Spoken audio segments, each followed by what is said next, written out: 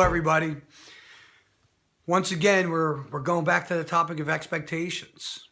I get a number of emails every day saying, my child won't do this or my child won't do that, or teacher emails saying, what will you do with a kid who just constantly repeats the same behavior over and over and over?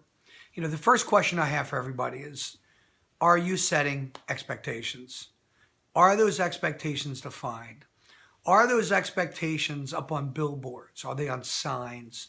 They should be plastered all over a school. I know that most parents are not going to want to plaster them all over their home, but to repeat them and go over them to the point where it's almost redundant. So any child says, oh God, Mom, I know. I'm supposed to take my shoes off as soon as I get into the home, or I'm not allowed to walk into the house with my shoes on. Can't take my cell phone to the dinner table, or I can't have the TV on while we're having dinner. When we set those boundaries, what are we making these children? I mean, think about it. We're making them, people with better social etiquette, people who can think for themselves, people who are making better choices, people who are conscientious of what it is that they're supposed to be doing.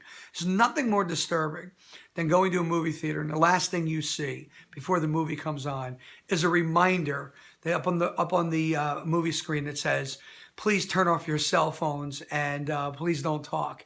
I mean, we know there's no talking when you're in a movie theater.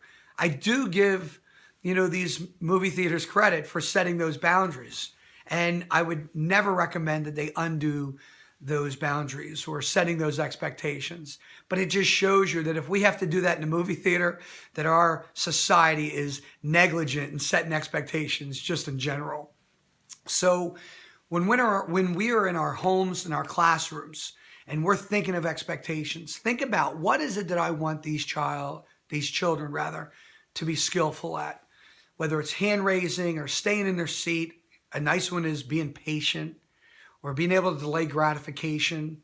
I mean, we are in need for immediate gratification, community or planet. I mean, everybody wants their needs being met immediately. But expectations is the first step in order to become a skillful person. And it's critical that as adults that we set these expectations in every environment that our children attend. So you're allowed to run out on the playground, but the second the child gets into the school, he's not supposed to run around in the classroom. And some children have a problem with that. I got to tell you, a lot of them have problems with that because they're allowed to run in their homes. So if you're allowed to run on the playground, you're allowed to run out on the street, you're allowed to run down the sidewalk, and you're allowed to run in your home, why wouldn't you be allowed to run in your classroom? So before those children walk into that classroom, the educators need to remind them while they're standing at the door, I just want to remind you that the expectation is that we walk to our chairs. We keep our hands to ourselves. We talk kindly to each other. Without setting these perimeters, these boundaries, these landmarks, or these expectations, we're expecting that every child has grown up in a manicured house with, fantastic values, with great social etiquette, with boundaries that are impeccable, and that can be generalized in every environment they attend. And we can't expect that. And the same thing goes for children in schools. We have some teachers let the kids call out as they want, and we have other classes where the kids get yelled at for calling out, even if it was a good answer. So before any transition of the day, before we start any new event or activity, we should always set the boundaries or the expectations for that time period.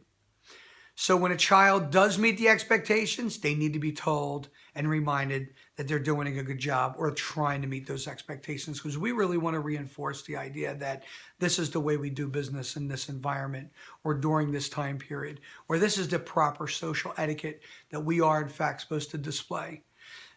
Sadly, we spend more time talking to the kids who are not meeting expectations than we are reinforcing the ones who are. So I'm going to drive this point home so everybody, and I'm talking all parents, all educators, football coaches, it doesn't matter where we are, but that all these people are not only identifying but they're also delivering the message of what expectations are and trying to catch children attempting to meet those expectations so that they can be reminded at least that they're being recognized for making an attempt to become more skillful people.